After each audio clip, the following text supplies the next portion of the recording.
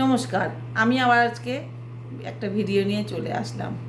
বলবো আমাদের মতো সাধারণ মেয়েদের কথা, মানুষের কথা।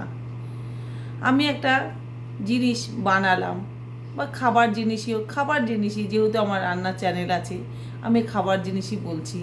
আমি খুব যত্ন করে ভালোবেসে একটা খাবার জিনিস বানালাম।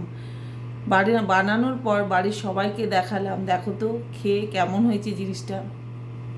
ছেলে খেয়ে বলল খুব বাজে। হাজব্যান্ড খেয়ে বলল মুখে দেওয়া যাচ্ছে না। মেয়ে খেয়ে বলল মা কি বানিয়েছো, একদম জঘন্য। তখন আমার মনের অবস্থাটা কি হয় বুঝতেই পারছো, খুবই খারাপ। এত আশা নিয়ে, এত ভালোবাসা দিয়ে, এত যত্ন করে বানানোর পর সবাই যদি এরকম বলে, তাহলে কতটা মনটা খারাপ হয়। সেই রকম ভগবানও তোমাকে আমাকে খুব যত্ন করে, খুব আশা দিয়ে বানিয়ে এই পৃথিবীতে পাঠিয়েছে।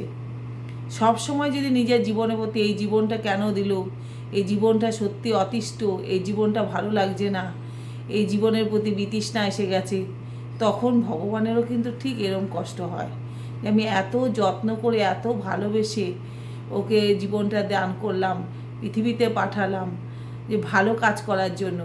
ও এখন সব সময় মনে করে যে জীবনটা একদম ভালো না, একদম ভালো লাগছে না, জীবনটা বিতৃষ্ণা এসে গেছে।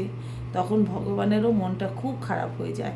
এই জন্য যে যে জীবনটা পেয়েছো তাই নিয়ে খুব খুশি থাকো, সেটাকে আরও সুন্দর করে তোলো, আরও সুন্দরভাবে কাটানোর চেষ্টা করো। নমস্কার।